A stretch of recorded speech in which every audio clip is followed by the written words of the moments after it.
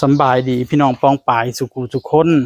ตอนนี้เราก็จะมาลุยกันต่อช่วงบ่าย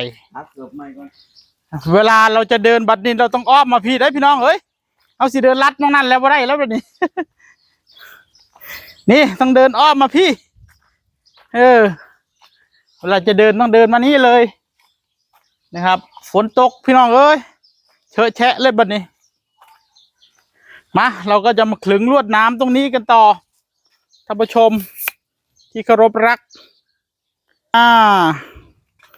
ลุยกันต่อช่วงบ่ายว่าแม่นมื้ออื่นสิได้มาหาตายบ่นี่ฮะจะมาเถียงกันดีบ่นี่ย่านอยู่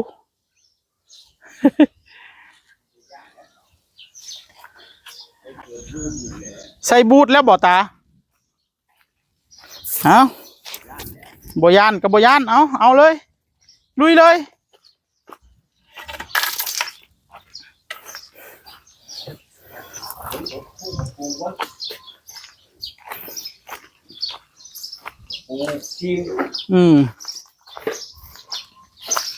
นี่สาย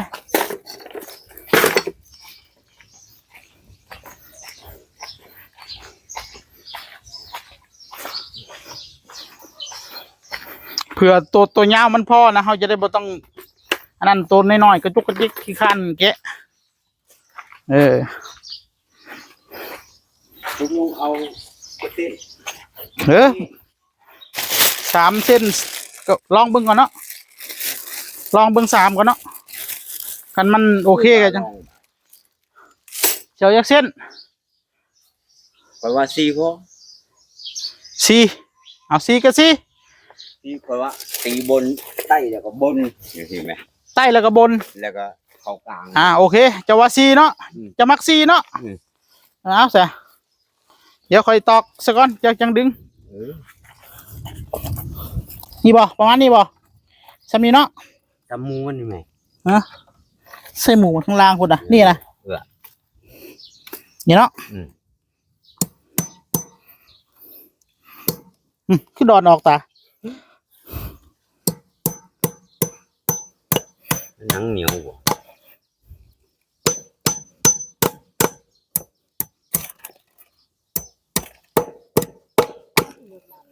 ไปเฮ็ดน้ำกันเฮ็ดน้ำกันบ่ได้บ่คือบ่จับคนละข้างหรอตาโอเคเราสิเอาผู้เดียวเล่นหามือผู้นั้นผู้นี้เด้ผู้ใดเอาแห้งมันก็สิไปซั่นเด้ไปเอาไปขึงไปดึงฮะเอาสุดเลยเอาสุดเลยนะคือบ่ดึงไปไกลๆนี่ดึงยังสำลันยังบัดนี้ตัวใส่ถุงมือโอ้เอามือจับเอาเลยบ่โหแห้งแน่นอนบัดนี้ปาดโธคนคือตัวมึงงามเลยเว้ยได้เลือดอีกโอ้ไปเฮ็ดจังไดก็เฮ็ดโลดเอาบัดนี้ไม่ต้องถุงมือถุงยังดอกเอาเลยไปไม่ไรมันแล่นใส่มือว่ะเอาอย่าไปเฮ็ดน้ำเล่าเจ้าเอาคอนตีตัวใดที่คอยยื่นให้เจ้าว่าหันเดี๋ยวเตรียมเอาไปดึงเอาไปให้เล่าดึงมองนั่นซะก่อนนะตาดึงก้อนอยู่นั่นก้อนมันไกลลายมันสิย้อนอย่าพาเอาตะปูน้ำหลังค่อยดึงเอา4 เส้นเป็นบ่สรุปเอา4คุณตามัก4ไปหาได้อยู่บางทีตึงแล้วบ่ตาหูน่ะตึงแล้วบ่ตะปูนี่อยู่นี่อย่าพาปูน้ำดาก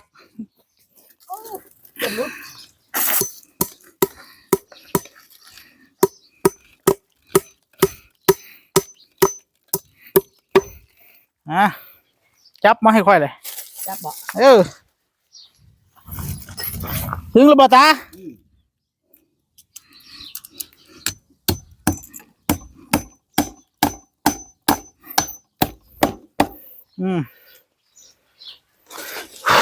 สิยากหยัง ใส่ข้อนงัดไอ้ขี้มัน ผู้ยังผู้สามผู้สี่นี่ก็มี2ตัวได้แต่ผู้ยังเลยนี่ ใส่ตะปูสาม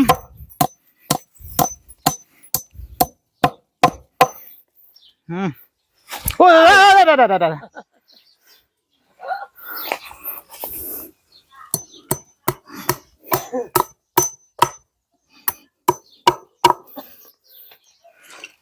ฮะโอ้งามเลยเส้นเดียวนี่ก็พอป่ะฮะคือบอกออกว่าตัวนี้เอาแล้วเลยนี่ไปเอาเดี๋ยวค่อยเก็บยังแก๊กซิเนปยังบัดนี้เอ้ยแม่งนั่นใส่นิ้วโป้งนะแห้งขาดเลยบัดนี้ได้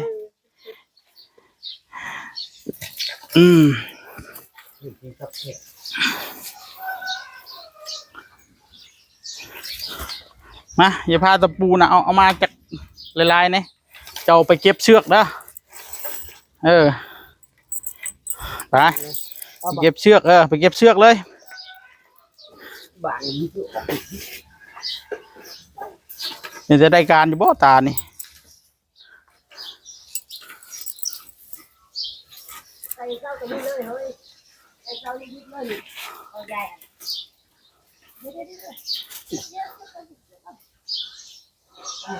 ใส่เจ้าใหญ่ยิบเลยเอาไปยิบเลย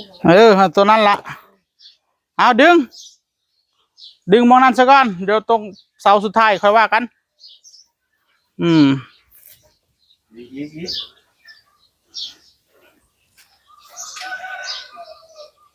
ด้านข้างนี้ใส่4นะท่านได้เดี๋ยวนี้อาศัยเสาสุดท้ายดึงมันเอา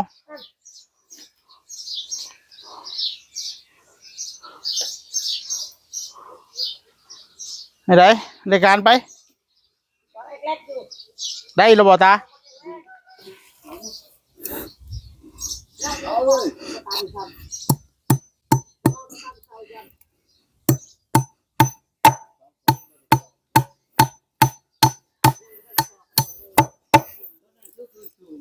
ตัวใดตัวนี้บ่เพราะว่าหยังเพราะว่ามันต่ำมองนั้นขอขึ้นมันโน่นเนาะผมดินเนาะสั่งมันนะนี่คอยเชียวขึ้นซ้ำนี่พุ่นได้มันต่ำโพดวางหัน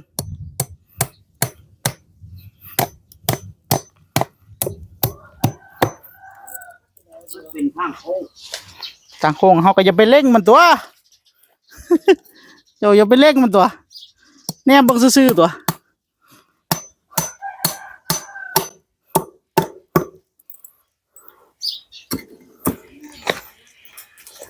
ต้นบะฮุ่งนี่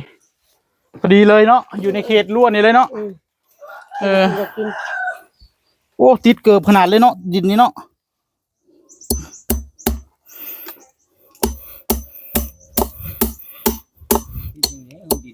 หินใหม่ๆเนาะทั้งติดทั้งมื่นแหละเกือบแตะนี่ว่าได้เลยเมื่อกี้เคยลื่นแล้ววาดเลยข่อยลื่นเส้นน้ำจับแล้วเบิ่งเอาข่อยว่ะ ตุยเลยเนาะไปแปะใส่เสาพุ่น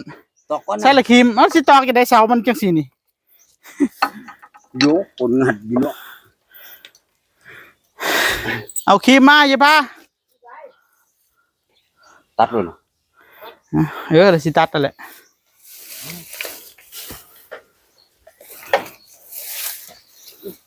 เอาลวดน้ำไปไม่ได้ดิเกาะมือว่าเป็นดิ อันนี้ไปวะอันนี้ตัดเลยไปดีกว่า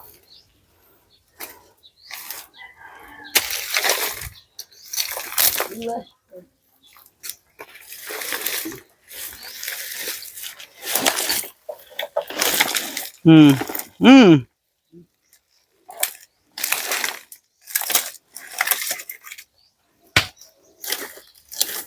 ดึงมันไปตูดไป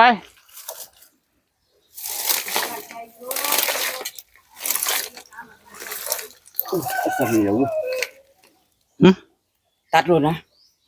ตัดก่อน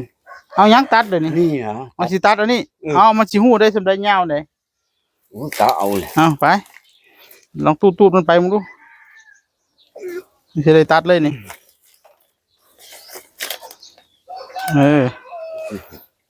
ได้จับไปจับ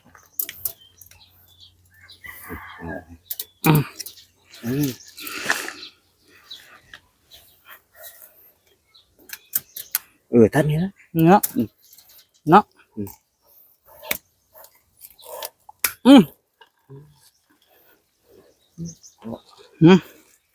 เหี้ยวออกก่อน ไปโยนมันออกเอ่ะ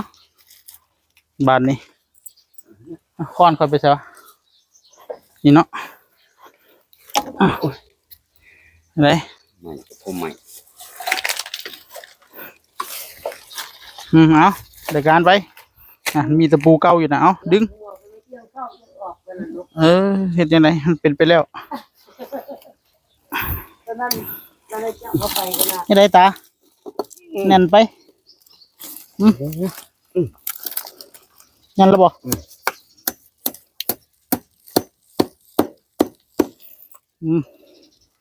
วางหัว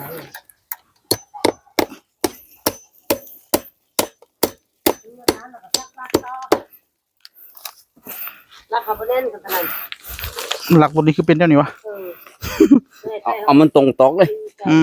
มาลบ เดี๋ยวก็ตีใจเอาตรงนี้มันลงเอาบางหน่อยมันลงหลักอยู่ นี่สมมุติเจ้าเด้เห็ดเนี่ย ทาง เอา น้อย ทางน้อยมันลงบนนี่ งามเนาะทางเทิงมันยังมีเลี้ยงของมัน เอาโอเค เอาทางน้อยลง ไปได้การสิเอาจากนี่ไปพุ่นหรือว่าสิเอาพุ่นจากพี่ เอาพี่แล้ว เอาพี่เลยบ่เอาจากซี่ตาดึงมันออกซะก่อนสิไปตอกอยู่พุ่นซะก่อนนั่นเลยคีบนี่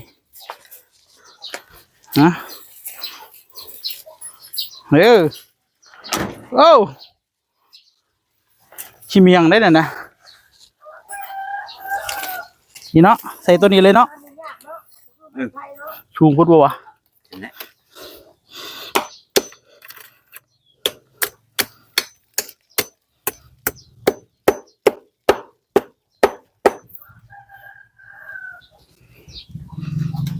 ไม่ใช่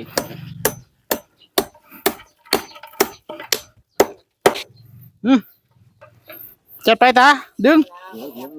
นี่ยังบัดนี้ พ่อนคนไง เอาคีมไปมาไปบัดนี้เดี๋ยวเราให้เราอันก่อนไปเลยเดี๋ยวค่อยจัดการไปเลยถอยไปแล่นเลยสิได้3 เซนบ่ตาได้อยู่บ่4 เซนนี่เนาะจะว่าได้อยู่บ่ตานั่นคุบใส่แม่งอันนั้นท่องมับใส่นั่นละคักได้บ่นี่ได้เอิ้น169ได้บ่นี่ได้ท่านมีก่อนบ่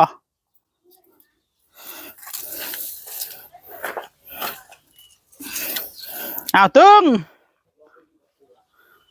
เดี๋ยวเบิ่งพิจารณาก่อนเอาสูงส่ำใดเอาขึ้นอีกแค่น้อยมึงดูโอเคได้การอยู่บ่เอาเลยได้เอาเลยบ่เอาโอ้ดึงแห้งแท้รุดเสนาเขาได้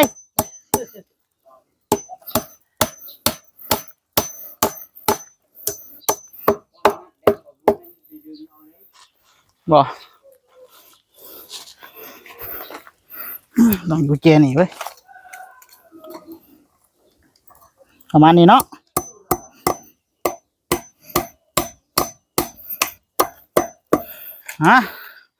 สาเหตุหลักหัว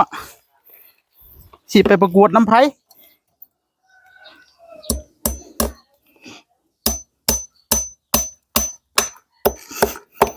แต่เก่ามันยังบ่ได้มีอย่างมันยังโอเคแล้ว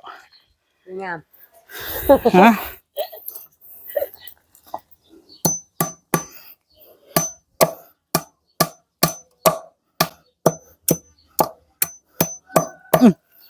แม่นบ่ตาบ่ฮู้เรื่องของเขา สายเห็ดหลักหัว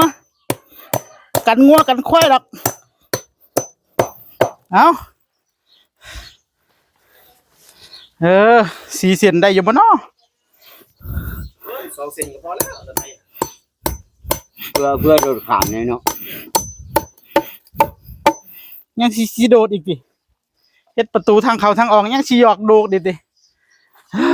แต่ว่าขึ้นช่องมือลงต่าง ฮะ ขึ้นเรื่องมือลงหลัง ลงล่างไปก่อน บอก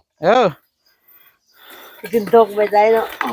กะว่ามันฟุงปอกกันขึ้นเครื่องรุ่นเลย คันมานี่บ่ได้เอาลูกหมูมาตัดท่อคันมันรอดบ่ได้นะเราสิเฮ็ดอีหลีได้เลยเราเนี่ย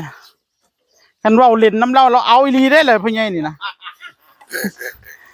โคตรเราบ่จักเว้าเล่นเว้าหยังได้หรอ มันบอกเขาเฮ็ดรุ่นแล้ว เอาลุงมาตัดเลยไป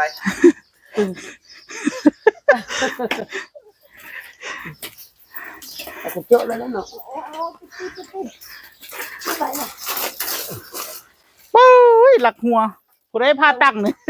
ต้องขนาด ตรงเป๊ะนี่ครึ่งเชือกได้หน่อยเด้ ตามสเต็ปปัญหานี่ ไม่ใช่ก็จับไป จะนอนตรงแกเนี่ย อายาพอดีใส่ นำอย่างเดียวนั่นก็เข้าไปโพดดอกตัวเสาตัวนี้กันเอาละได้กันสวยหน้าตาเนาะ ดูอีกหน่อย นี่บ่ ไอ้กระมุกกับนี่เด้อ ย้ายเอาในอนาคตสำนีก็โอเคแล้วล่ะเห็ดหลักหัวตรงไรเดี๋ยวเขาสิถามพอได้เฮ็ดก็งามแท้วะ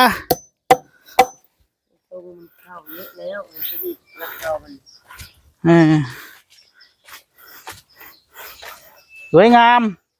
โอ้ยเสาตัวนั้นผู้ใดเนาะเจาะเนาะ จะว่าว่าจะแทกคุดเอาไปจังอ่ะมันเลยไปเข้าไปขนาด ตอนไหน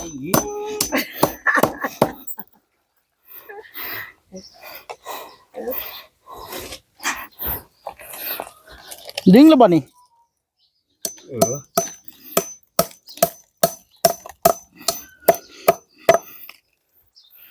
ขอยขึ้นได้เลือดเลยวะ นี่อะไรในเลือดมัน เสมอกันคอยเกิดได้เลือดนะ ประพัดคุณ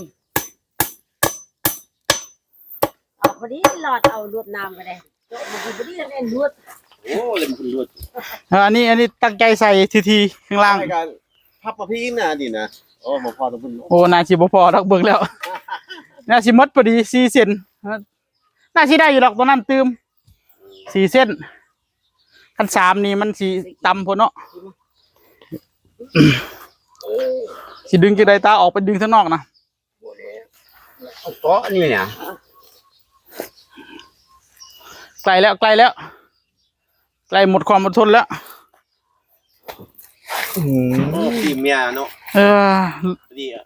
บรรยากาศดียังไง บรรยากาศในการอยู่แต่ว่าดินนี้มันบริการแล้วนี่ ติดตีนขนาดเลยนี่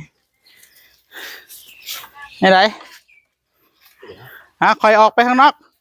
เจ้าตอกนะ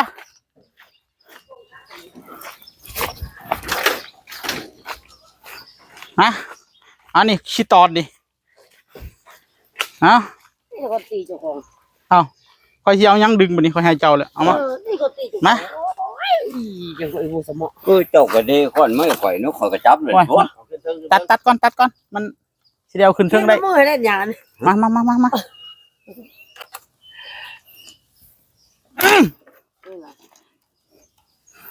บ่ต้องคอนตีก็ได้ดอกวะนี่เนาะ เอ้านิดนึงลงนิดนึง เอา ไอ้ซ้ำตัวหันละ เอานะตอกนะแม่ โอ้โหมันต้องซ่าในได้คนบ่มีนิ้วมือเนาะ เอานิ้วมือมันก็มีมันไปใช้เดี๋ยวดิเออ บ่มีนิ้วซี่จับคือเขาโอ้นิ้วโป้จับคือเขา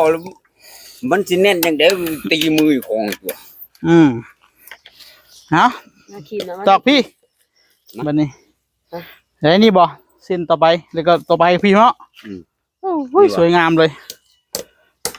แม่นบ่ตาเดี๋ยวอีกเส้นหนึงนี่พี่บ่ มันคือบ่ซ้ำกันวะตาซ้ำกันอยู่บ่เดี๋ยวนี้โอ้ย โคตรได้หัน